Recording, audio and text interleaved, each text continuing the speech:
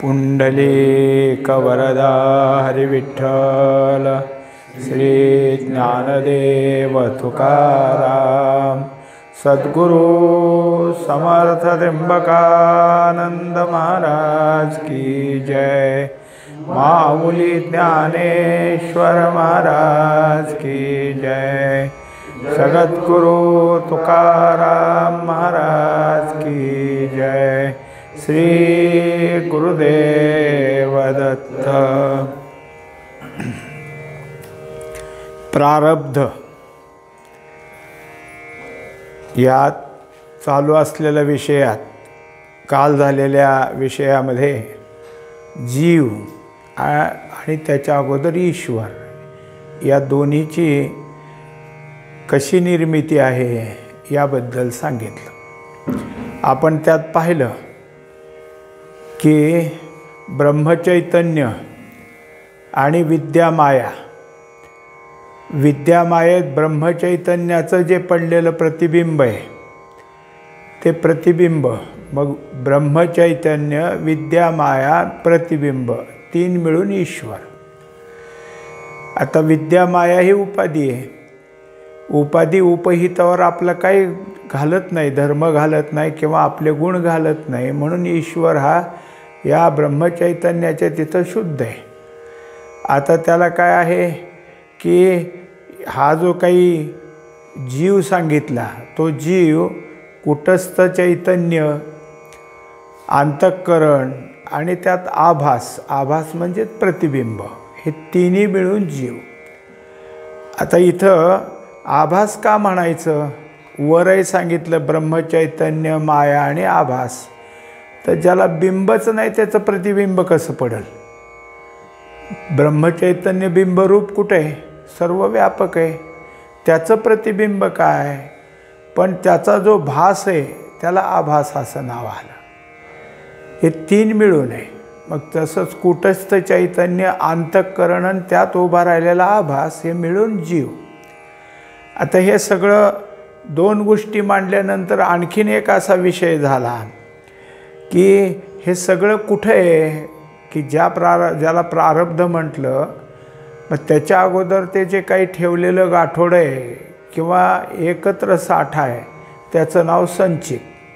मग त्याला त्यांनी कर्मसंस्कार किंवा अज्ञान देह म्हणजेच, किंवा त्याला दुसरं नाव आलं कारण देह, अजून काय आहे अव्यक्त, हे सगळे संचिताचीच नाव आहेत। म्हणून एकार्थवाची यातलं संचित म्हटलं काय, अव्यक्त म्हटलं काय, कारण देह म्हटलं काय, ते साठा तिथंच आहे। आणि दुसरं काय आहे की अंतःकरण आहे, मग अंतःकरणात मन आहे, बुद्धी आहे, चित्त आहे, अहंकार आहे। आणि या सगळ्याबरोबर याच्या ठिकाणी काय आहे की हे सगळं पुढचं सगळं व्यवहार होण्याकरता सूक्ष्म देह आहे, किंवा त्यास इंद्रियासह म्हणलं तर पुन्हा काय झालं, लिंग देह आहे। तिथंच त्या ठिकाणी असलेले त्रिगुण आहेत। आणि मग हे कर्म या ठिकाणी काय होतं, प्रारब्ध भोगाला बाहेर पडतं। आता ह्या सगळ्या गोष्टी अशा आहेत की हे कुठून प्रारब्ध आलं हे सांगण्याकरता पहिल्यांदा जीव सांगितला किंवा त्याच्या अगोदर ईश्वर सांगितला आणि कुठं आहे ते सांगितलं। आता दुसरी गोष्ट काय आहे की या सगळ्याचे जे काही आहे कर्म उद्भव, हे कर्म उद्भव कोणामुळं होतो तर त्याला ईश्वर आहे। तो काय पाहतो की कोणतं कर्म आता उदित झालेलं आहे, ते कर्म उदित कर्म म्हणजेच प्रारब्ध। प्रारब्धातून उदित कर्म बाहेर आल्यानंतर तो जीव त्याप्रमाणे भोग घेतो। जे कर्म अनुदित आहे, अजून बाहेर येणार नाही, ते कर्म साठ्यात राहतं आणि त्याच्यापासून जे संस्कार पुन्हा निर्माण होतील ते संस्कार म्हणजे क्रियमान। असं काय मागं विषय झालेला आहे। हा पुन्हा पुन्हा किती जरी सांगितलं तर लगेच कळाला असं होत नाही, कारण हे सगळं गूढच आहे। आता चालू विषयात सध्या जे काही आपण पुढं पाहत आहोत त्यात त्यांनी सांगितलं की वासनेतील संस्कार भोगासाठी निघताना संकल्प रूप म्हणजे कल्पना रूप धारण करून बाहेर येतो। संकल्परूप बनणे म्हणजे तिचे बुद्धिरूप धारण होणे होय. बुद्धी म्हणजे सतत एक रूपाने असणारी वस्तू नव्हे. बुद्धीचे पालट हे कोणालाही कळू शकतात. वासनादेहाचा परिणामरूप बुद्धी आहे. वासनेला बुद्धिरूपत्व येणं म्हणजेच वृत्तीरूप येणे होय. अंतःकरण म्हणजे वृत्ती होय. ती प्रथम संकल्परूप म्हणजेच अंतःकरण अहंकार रूप बनून बुद्धी या नावाला येते आणि मग साधक बाधक विचाराने म्हणजे मनाने चिंतन करते म्हणजे चित्त बनवते. आता या सगळ्यामध्ये अंतःकरणाची एक मांडणी केली. पहिल्यांदा कसं आहे की पूर्वसंस्कार आहेत. ते पूर्वसंस्कार म्हणजे कोणतं वासना आहेत. वासना म्हणजे ज्या इच्छा परिपक्वतेला गेलेल्या आहेत की त्या इच्छा भोगासाठीच जाऊन पडल्या, त्याचं नाव वासना.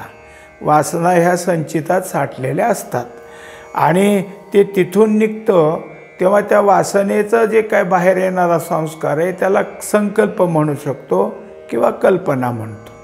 मग पहिल्यांदा उद्भव कुठं होतो त्याचा, तर ते बुद्धीच्या ठिकाणी. संकल्प पहिल्यांदा कुठे येतो, बुद्धीच्या ठिकाणी. मग बुद्धी संकल्परूप होते किंवा बुद्धी कल्पनारूप होते. बुद्धी आणि संकल्प वेगवेगळे राहत नाहीत. बुद्धी त्या रूपानं तयार होते आणि मग ती आपला संकल्प बाहेर काढते. आता असे कितीतरी संकल्प किंवा किती कल्पना बाहेर पडतात. त्यामुळं त्या बुद्धीला त्याच्यासारखं होण्याकरता बुद्धीसुद्धा अनेक असं बदलत जाते. बुद्धी एकच आहे असं नाही. त्याच्यासाठी काय आहे की काही जे आहे त्यांनी क्षणिक बुद्धी असं म्हटलं आहे. आपल्याला स्वतः तुकोबारायाचं एक प्रमाण आहे की अनंत बुद्धीचे तरंग क्षणक्षणा पालटे रंग धरो जाता संग तरी तो होय बाधक. कारण ज्या कल्पनेची आपला संग होतो किंवा ज्या संकल्पाचा संग होतो तो बाधकच ठरतो. नुसतं कल्पना बाहेर आली का कल्पनारूप आपण सुद्धा झालो. एखादी गोष्ट करायची ठरवली की वेळ लागल्यासारखं तेच करावं वाटतं. कोणी किती सांगो हे ते सांगितलं तरी आता नाहीच डोक्यातलं निघत. ते एकदा पार पडलं. दुसऱ्याने किती सांगितलं कशाला हे करता, कशाला ह्याच्या नादी लागता, काय करायचं हे, त्याच्या ठिकाणी ते एकरूप झालं आहे ना. कल्पनेशी एकरूप झाला आहे, संकल्पाशी एकरूप झाला आहे. मग हे सगळं करणारा जो संकल्परूप असतो किंवा कल्पनारूप असतो तो तेच करून घेतो आणि जे करणारे असतात त्याच्या हाताखालचे त्यांना ते नकोसं असतं. ते कंटाळतात आणि हे करच म्हणतो. म्हणजे त्यांच्या नकार भावातनं आणि ह्याच्या होकार भावातनं ते काम चाललेलं असतं. पण शेवटी काय आहे, करायचं आहे ना, बरं करू एकदाच असं जर त्याच्याजवळचा माणूस म्हणला तर ते होऊन जातं.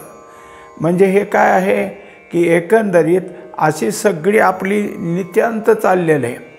म्हणून एक कल्पना निघाली त्याच्यारूप बुद्धी झाली, संपलं. दुसरी कल्पना निघाली पुन्हा त्याच्यारूप बुद्धी झाली, संपलं.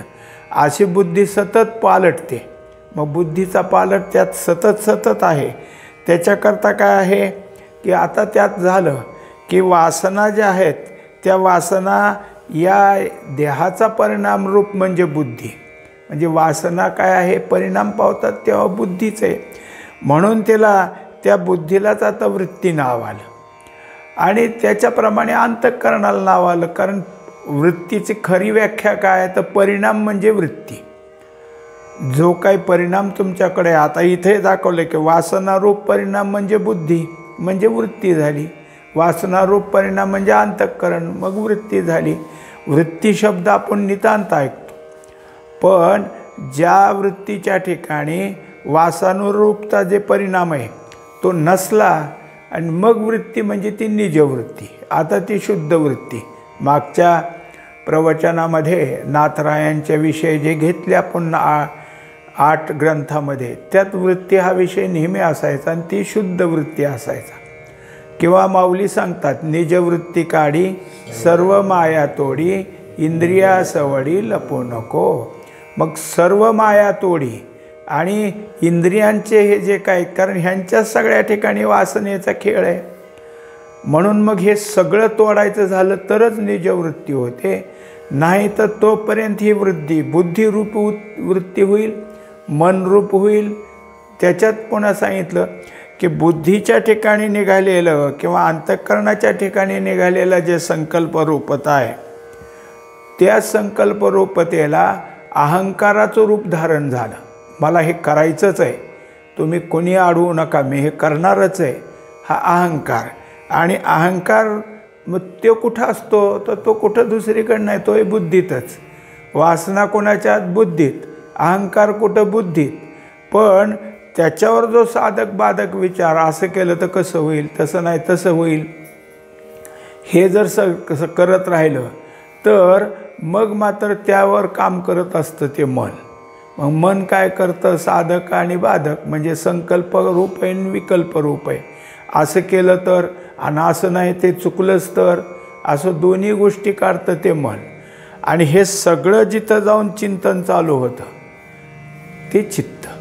मग ह्यांची कार्य आपल्याला पाहिली, ह्यांचे स्वभाव पाहिले, यांच्या व्याख्या करताना त्याच असतात. निश्चय करणारी बुद्धी आहे, संकल्प विकल्प करणारं मन आहे, चिंतन किंवा चिंता करणारं चित्त आहे, आणि अहंभाव घेऊन मी करणारा अहंकार आहे.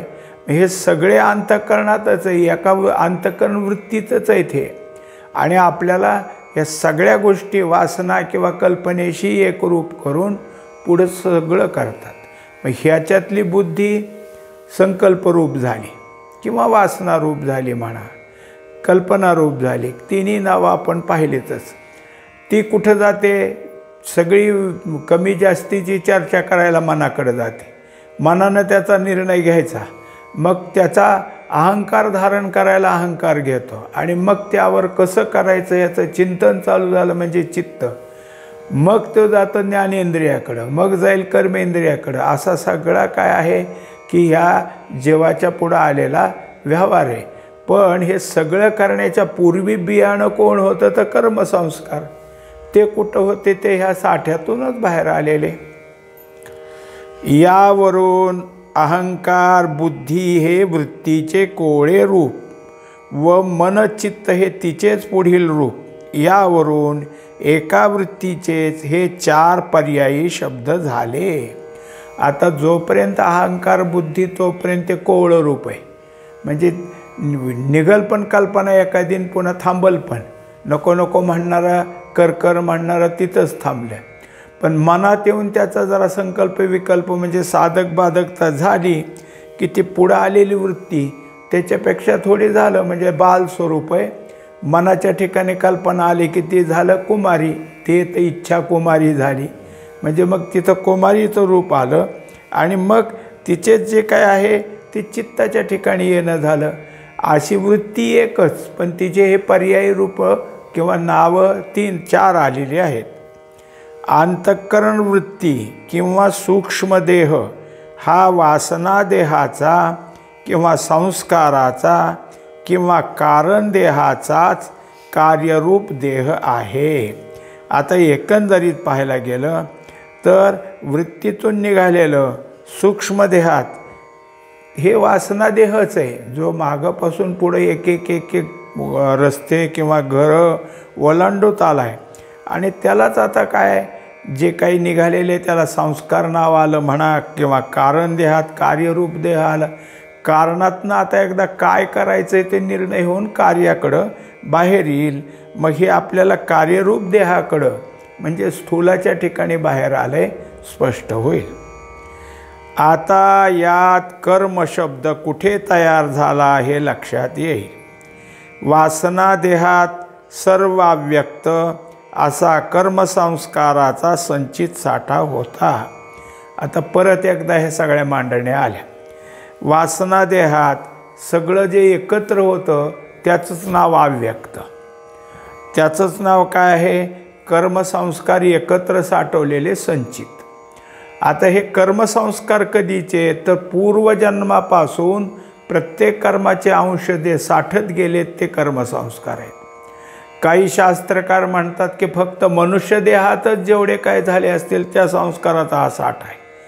काही म्हणतात इतर प्राणी मात्राच्या ठिकाणी सुद्धा जे काही झाले असतील संस्कार ते यात आहेत. मग असे जे कर्मसंस्कार आहेत हे संचित आहे. हे संचित आता काय झालेलं आहे, एकत्र साठा आहे. तो कुठं आहे तर वासना देहात आहे किंवा तोच अव्यक्तात आहे. पण हे कोणत्या कोणत्या शुभ अशुभ संस्काराचे आहेत हे ओळखण्यास साधन नव्हते.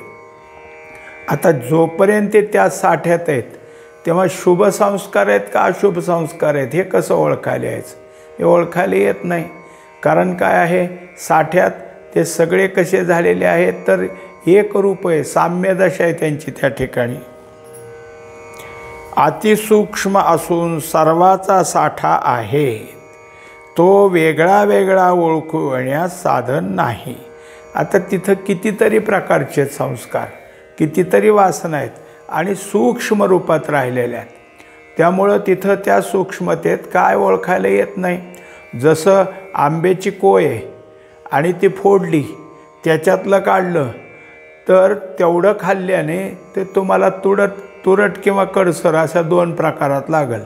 हा आंबा गोड का त्याच्यानंतर काय आंबट हे काय ते सांगेल का, कारण ते जे सूक्ष्म रूप आहे त्या सूक्ष्म रूपात ते नाही कळणार. जेव्हा त्याचं कार्यरूप आंब्याचं झाड होईल, त्याला फळ येईल, ते चांगल्या प्रकारे पिकेल, मग सांगता येईल हे गोड आहे का आंबट आहे. यातील कल्पनारूप धारण होऊन जेव्हा अंतःकरणात येईल मग आम्ही त्याला कर्म म्हणून ओळखू.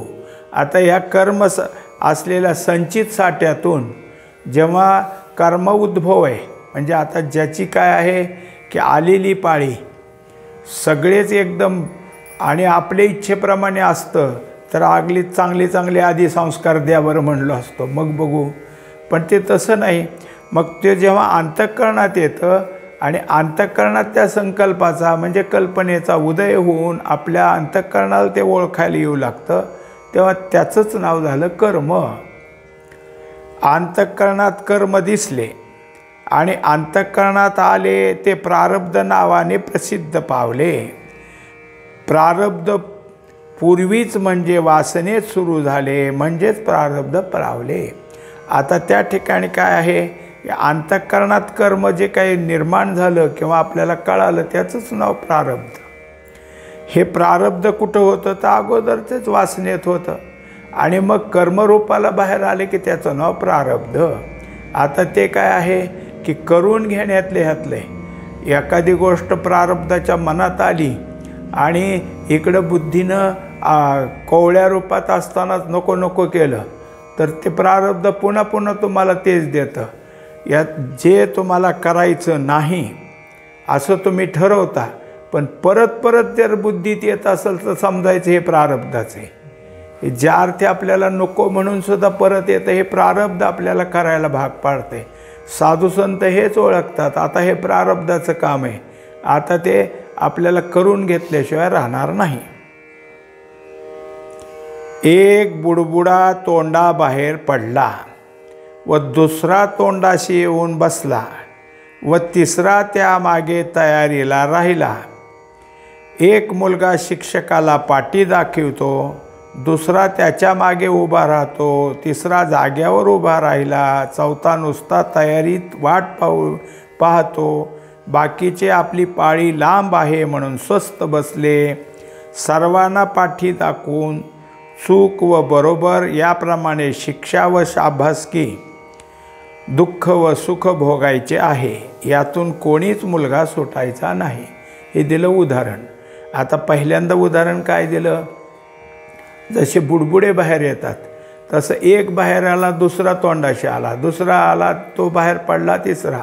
मग आता हे नीटसं कळलं नाही म्हणून दुसरं उदाहरण दिलं की एखाद्या शाळेत एखाद्या शिक्षक मुलांचं जे लिहून आणलेलं गृहपाठ तो तपासतो.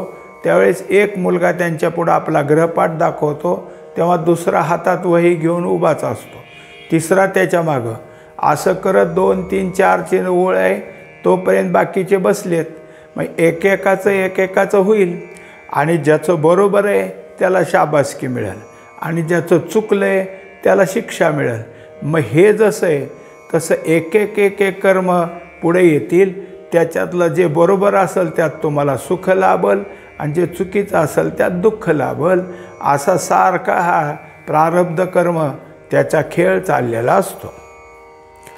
त्यात जसं दिलं की एकही मुलगा सुटायचा नाही, तसं एकही कर्म सुखदुःख देणारं तुम्ही त्यातनं चुकून बाजूला जाल असं होणारच नाही. तुम्ही जर झोपला असला, अगर दुसऱ्या कशात तरी गुंतला असेल तर ते वाट बघल की तुम्हाला हे भोगूनच घ्यायचं आहे, तुम्हाला मोकळं सोडणार नाही. आता यातील फलभोग 2 प्रकाराने होणार आहेत. पहिले संस्कार अंतःकरणात आले, ते तेथे मनाने वागविले, मनावर सुख दुःख परिणाम उठविले आणि ते कर्म तेथेच संपले. आता दुसरी गोष्ट आहे, काही गोष्टी कशात की त्याचा एक प्रकार दाखवला की फलभोग द्यायचा आहे, पण संस्कार कुठं उभा राहिले? अंतःकरणात. अंतःकरणातनं पुन्हा कुठं बुद्धीतनं कुठं आले? मनात आले. आणि मनाने काय केलं की त्याचा परिणाम जाणला, सुख परिणाम दुःख परिणाम जाणला. आणि मनाने सांगितलं नको बाबा हे. म्हणजे जसं एखादा काय आहे की लाडू आहे, बेसन लाडू आहे.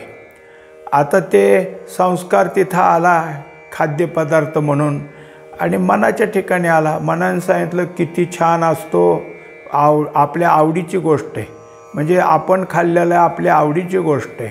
दुसरं मन त्याला लगेच म्हणलं नको खाऊ, डायबिटीस आहे तुला, हे नको. परिणाम काय होईल? त्याच्यामुळं आणखीन साखर वाढेल. आता हे नको म्हणून थांबलं. म्हणजे असे काही संस्कार उभा राहिले.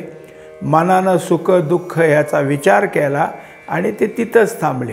म्हणजे काही संस्कार उभा राहतात, तिथंच फल देतात. तिथं झालं ना, सुख झालं दुःख झालं, तिथंच थांबले. काही उदयनमुख येऊन तुम्हाला बाह्य कामाला येतील ते आता पुढं सांगायचं आहे, पण काही तिथं आहेत. म्हणजे असे कितीतरी साठ्यात आहेत. त्यातलं काही तिथले तिथं संपलेत आणि काही बाहेर येऊन केवढे तरी आपल्याला पुढं काय भोग होणार आहेत. असे जर असते तर कितीतरी जन्म घ्यावे लागले असते. पण हे थोडे जे काय असतील की तिथले तिथं त्याचे जसं काय कामाचा निपटारा करावा तिथले तिथं तसं आहे. हां, आता ते पुढं सांग खुलासा होईल. पण अंतःकरणात जागा असताना सुद्धा काही संस्कार मनात येऊन मनाने काय केलं आहे की नकार भाव दिला राहिले. दुसरे वासनेतून कल्पनाद्वारे अंतःकरणात आले, तेथे मनात रमले, तेथून इंद्रियेद्वारा स्थूल देहात आले. आपल्या संकल्पाप्रमाणे विषयावर जाऊन विषय घेऊन आले, पण मनावरच सुख दुःख परिणाम करून विसर्जन पावले. आता हे दुसरी ती गाडी तिथंच थांबली. पण आता दुसरं असं आहे की कल्पनेद्वारे बाहेर अंतःकरणात आले, तिथून ते मनापर्यंत आले आणि मनात रमले. मनाने इंद्रियाकडे दिले, इंद्रियानं स्थूल देहाकडे दिले आणि स्थूल देहानं त्या संकल्पावर जो काही विषय असेल त्या विषयाच्या ठिकाणी घेऊन गेले आणि तिथून त्याचा जो काही आलेला परिणाम आहे तो पण मनापर्यंतच आला. आणि मन मात्र काय आहे, सुख दुःख भोगत तिथंच ते विसर्जन पावले. म्हणजे एखादे सूक्ष्माच्या बाहेर येतच नाही व एखादे स्थूलावर येते, पण दोहोचाही निष्कर्ष सुखदुःखाकार वृत्ती बनणे हा आहेच. तोच कर्माचा भोग म्हणजे कर्माची उत्पत्ती व समाप्ती तेथेच होते. आता झालं कर्म कुठून येतं, कर्म कसं नाव आलं ते झालं, कर्म कसं उद्भवतं आणि एखाद्या कर्माचे फलभोग कुठून कुठपर्यंत आहेत, दुसऱ्या कर्माचे फलभोग कुठून कुठपर्यंत आहेत हे दाखवले. पहिल्यामध्ये काय पाहिलं आपण की सूक्ष्मातच आले आणि सूक्ष्मातच जिरले. दुसऱ्यात काय पाहिलं, स्थूलावर आले आणि स्थूलातच जिरले, पण दोन्हींनी मनावर परिणाम केला. सुखाचा तरी केला किंवा दुःखाचा केला, हे दोघांचंही मनापर्यंत जाऊनच थांबलेलं आहे. आता कर्मसमाप्ती कशी होते ते पाहू. कर्म संपत असताना 2 प्रकारचे परिणाम करून मग संपतात. आता त्याच्यात दुसरा प्रकार दिला की कर्म उत्पत्ती कशी होते आपण पाहिलं आणि कर्म कसे संपतात हे पाहिलं. पण संपताना सहज नाही, त्यांच्या ठिकाणी जे काही संपण्याची प्रक्रिया आहे त्यातसुद्धा काय घडतं ते सांगायचं आहे. पहिला परिणाम सुख किंवा दुःख उत्पन्न करणे व दुसरा परिणाम अपुरा फलभोग झाला असेल तर पुन्हा याचीच उत्पत्ती करून घेऊन भोगू, किंवा पूर्ण होऊन चांगला भोग मिळाला तरी पुन्हा तसाच भोगू. हे पुन्हा भोगण्यासाठी संचितात त्याचे बी नेऊन ठेवल्या वाचून भोगता येणार नाही. म्हणून त्या कर्मावरील आवड म्हणजे संकल्प म्हणजे वासना म्हणजे संस्कार तयार होऊन पुन्हा संचितात ठेवणे हेच क्रियमान कर्म झाले. आता पहा काय केलं, सुखदुःखाचा परिणाम दिला, पण नुसता तेवढं नाही, तो फलभोग घेतला आणि त्यात जर आपल्या मनासारखं झालं नसेल तर हे काय आहे की असं नको, अपुरा मिळाला असला तर पुन्हा हे भोगायचं हेच, आणि चांगला भोग मिळाला असला तरी पुन्हा हे मिळालेच पाहिजेत.